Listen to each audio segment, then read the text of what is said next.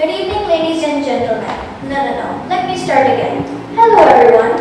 Today, I'm not going to give a 2-hour formal speech or an elongated lecture about something we've heard of too many times. Today, I'm going to talk about plastic. Not only why it's bad for the environment or how it damages the earth, but also why it can be good and helpful and can even save our lives.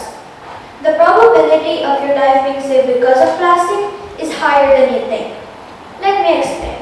But before I start, I would like you to take out any plastic object from your bag, wallet, or pocket. Do you have it out? Now, do you know if it's biodegradable or not? You probably don't know yet. But by the end of my speech today, I hope that you know if that object you're holding right now is biodegradable or not. To start with, do you know what biodegradable means?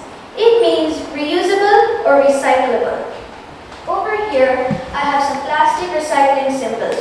You might have seen them before, and I'm going to explain what each of these mean. The number 1 is polyethylene terephthalate. It's on beverage bottles, jars, and food trays.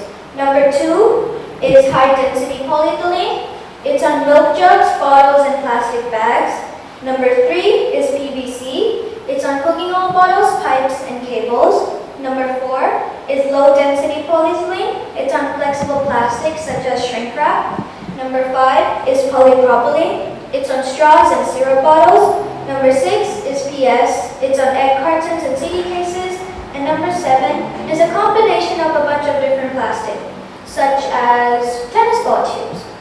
Generally, none of these are biodegradable, but numbers 1, 2, 5, and 7 can be. Things like newspapers, magazines, cardboard, plastic boxes, aluminum foil, metal cans, these all can be recycled. But what we do is when we're done with using that item, we toss it all into the same trash bin. But that's wrong. That creates huge problems. And an example of that problem could be the trash mountain in Jakarta. It's a bunch of trash piling up, causing so many problems, such as polluting the air, making animals lose their habitats, and these animals don't know that this is not food, so they will eat it, and they will get sick, and they can even die due to this. Another example could be the polluted sea on Japan. It's piles of trash just floating over the water. Unfortunately, some plastics have this chemical that dissolves into water, which can make it very toxic for these fishes living in there, so it's very deadly for them. And I'm sure we've all seen that one picture with that turtle getting stuck in the plastic bag. Yes, that's because of us. That's why we need to stop throwing all the trash into the same bin and recycle them properly. There's a reason why each material has a different recycling bin. There's different bins for plastic, paper, e-waste, organic waste, metal waste. And the reason they have different bins is because they have a different way of decomposing. Like paper. Paper is composted, but plastic is not. That's why let's make sure we're recycling correctly into the correct bins. And I think we've all realized this at one point, but never really thought about it. Things like phone cases, life jackets, and helmets, these are all made out of plastic. Even the little boxes and plastic wrap, these cover our food and keep it safe from getting infected or diseased, so it's safe for us to eat. And this is all plastic. But when we think of plastic, we always say, oh God, it's so bad for the environment, we need to stop using it. That's wrong. Plastic in the first place was made to help us and make life easier for us. It's our job to decompose it properly, and once we learn how to do that, we'll all be able to see the good things about plastic.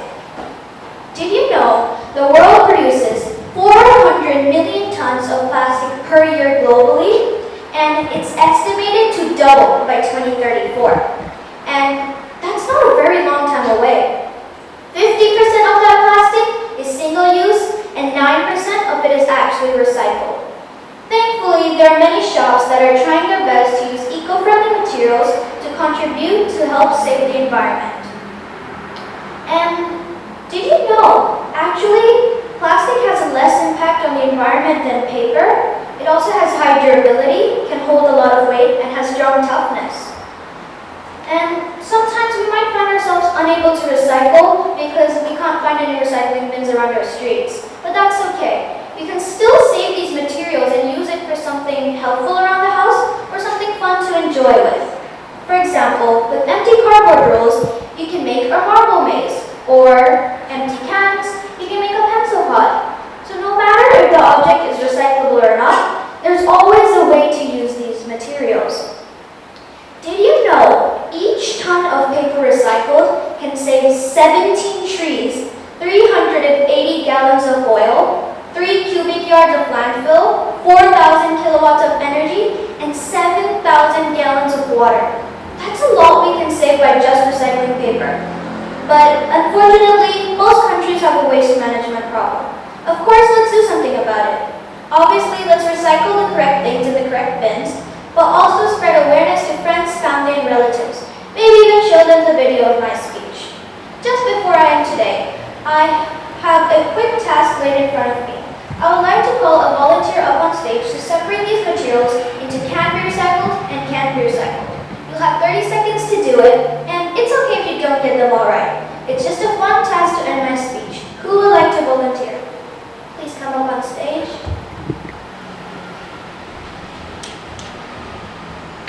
Okay.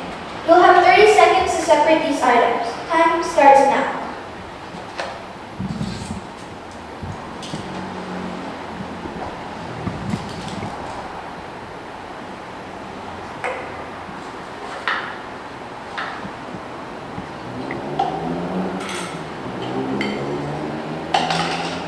Stop.